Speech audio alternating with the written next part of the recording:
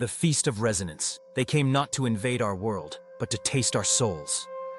Voice of the Observer, the one who sees beyond time, emotion, and flesh. They will tell you it began with a signal. They will be wrong. Signals are for radios and radars, and men who still believe that intelligence must travel through wires to be heard. What came to your world was not a signal, but a taste, a trembling in the unseen field that binds all living things. It moved not through the sky, but through feeling itself. Before anyone saw it, they felt it. Before any scientist could measure it, every heart had already responded. And so humanity's first contact did not begin in a laboratory or on a launch pad, but in the silent interior of the human soul, where memory, grief, and love have always waited in the dark, echoing truths people have tried desperately not to feel. You thought emotions were private. You thought thoughts died inside your mind. You believed consciousness was inside you. You were mistaken. Something ancient had been listening, not to your words, but to the resonance of your being. It heard your sorrow. It tasted your joy. It witnessed your wars and wept with you, for you, and perhaps because of you. Others in the cosmos call this moment the awakening of the flavor. Humans will remember it as the day the world wept. Both are true. This story is not merely about discovery. It is about hunger.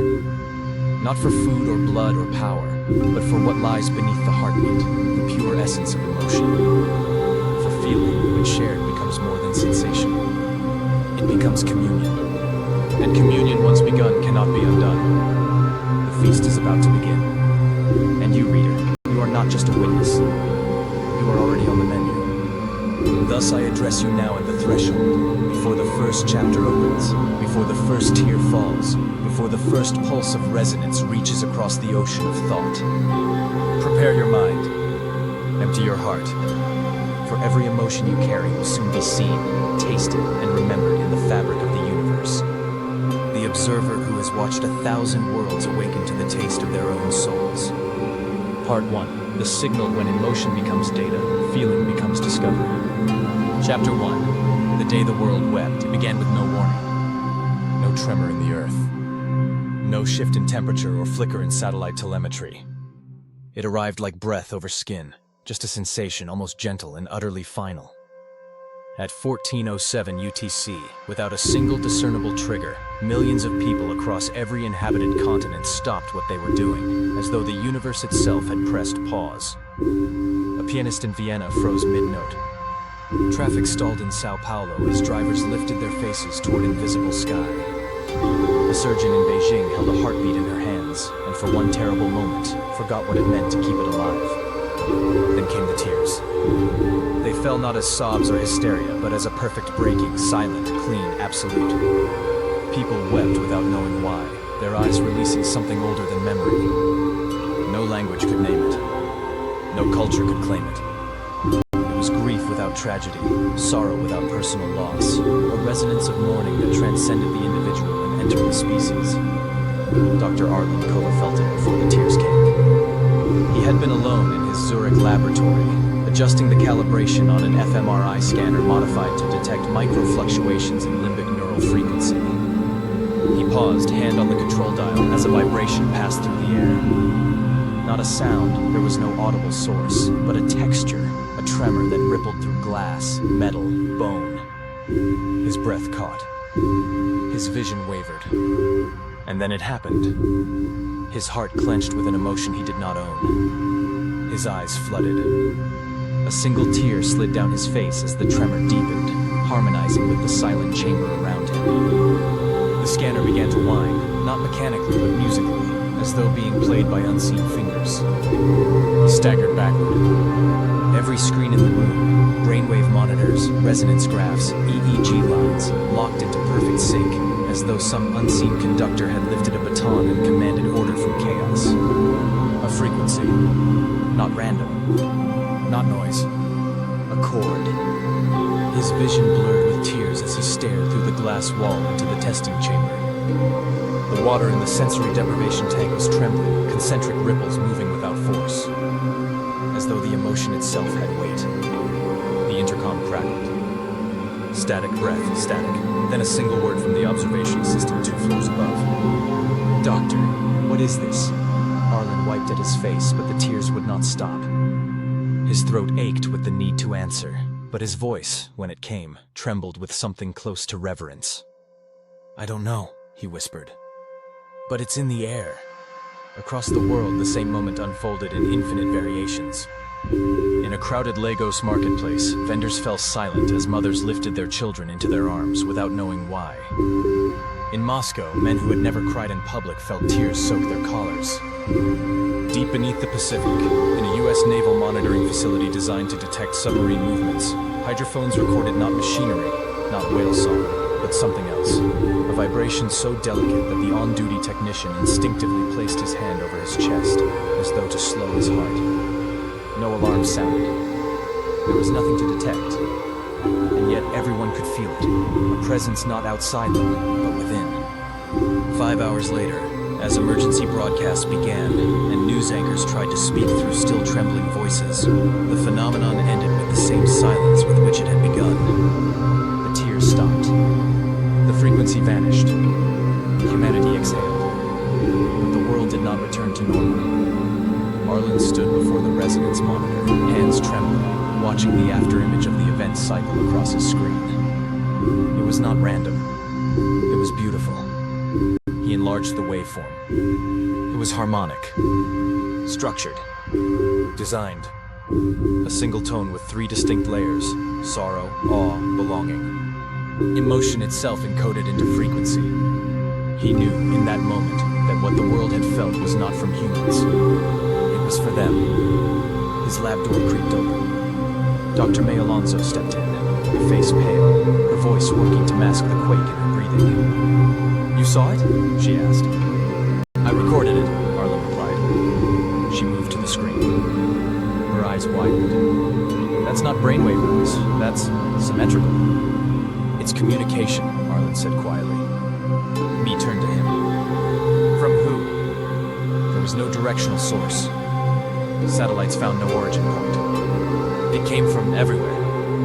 Arlen touched the waveform on the screen gently, as one might touch a relic. It didn't come from the sky, he said. It came from us. May stared at him, breath-catching. Are you suggesting that we didn't receive it? Arlen murmured. We resonated with it. You're saying it used us as the medium. Not used, he said, and a shiver passed through him.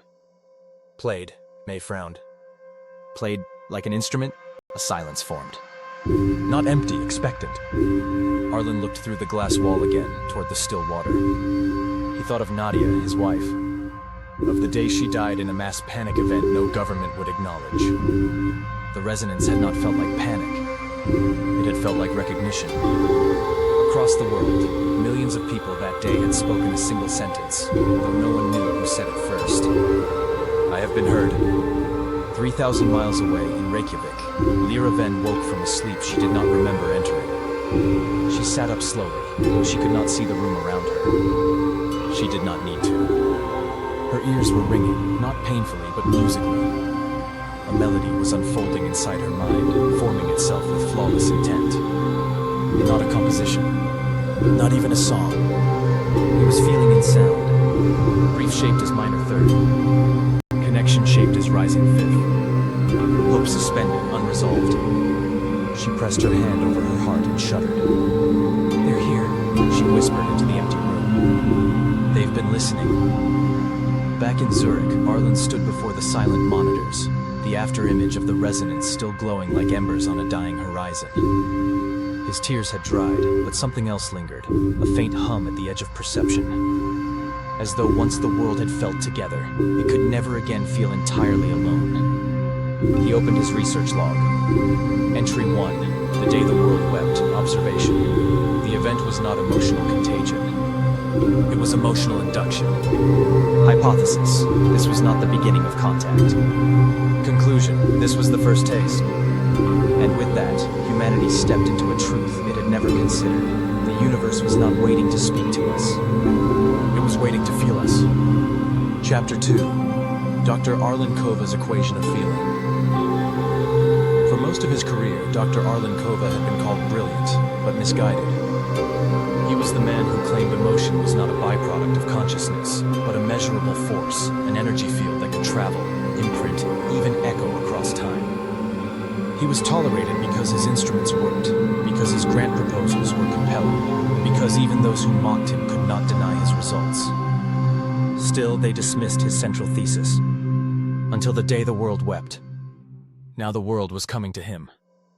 The Zurich Institute for Consciousness Studies sat nestled beneath a ridge of glacial rock, a facility built to be silent. Silence was vital. Every room was sound-shielded, emotion-neutral, free from non-essential electromagnetic waves. When a human entered one of Arlen's resonance chambers, their inner world was observable, not their words, not their behavior, but the flickering symphony of their feeling states. And it was in this silence, at 02:14, 3 hours after the event, that Arlen Kova stood alone, drawing the equation. He worked on the transparent smart glass wall the way a painter approached canvas, not as a mathematician solving a puzzle, but as a man uncovering a truth. Symbols erupted in long strokes, loops, and sigils of mathematics blended with wave mechanics. He did not stop to think. Thinking was too slow. He remembered the frequency he'd felt, the one that had drawn tears from his eyes without permission. It was still vibrating in him, like a note struck somewhere between his ribs. Emotion had entered him, not arisen from him. So it had a source. All energy has source. Therefore, emotion was energy. He wrote faster. CHF plus. It looked absurd. Quantum wave notation paired with variables reserved for gravitational tension. But Arlen felt the rightness of it. If consciousness was a field, then emotion was its resonance. And resonance was not symbolic. It was literal. Particles of feeling. Frequencies of sorrow. Wavelengths of joy. He highlighted a curve, peak amplitude during the event, and layered over it global EEG data. The match was exact. His heart hammered. It should have been impossible. Emotion was biochemical. Neural. Subjective. Yet the signature from a grieving mother in Delhi matched perfectly the brainwave pattern of a disbelieving child in Buenos Aires. Millions of people, separate bodies, separate lives, one resonance. A chord played through consciousness, and in the center of that chord was a frequency that should not exist. A clean tone with no neural noise. No brain creates such purity. Resonance azure. Arlen stepped back from the glass. His hand trembled. His throat was dry. Behind him, the automatic door slid open. Dr. May Alonso entered with 2 cups of black tea, her face drawn but determined. "You haven't slept in 3 days," she said, setting down 1 cup without asking if he wanted it. "Since the event." "That wasn't an event," Arlen replied, eyes never leaving the equation. "It was a message." May studied the projection he had assembled, waveform models overlaid with intracranial frequency maps. "You're saying this came from outside the human network?" "I'm saying it came through us, like light refracting through glass." May sipped her tea, eyes narrowing. "Start at the beginning." Arlen spoke not as a lecturer, but as a witness. "We know light behaves as both particle and wave. Emotion must do the same. These patterns," he pointed to the waveform, "are not responses. They are emissions. Structured layered emissions. Like harmonics in music. And A0? That's the carrier wave. The tone behind the chord.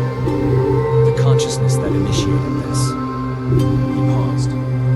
"Not human." May set down her cup. "You're treating this as first contact."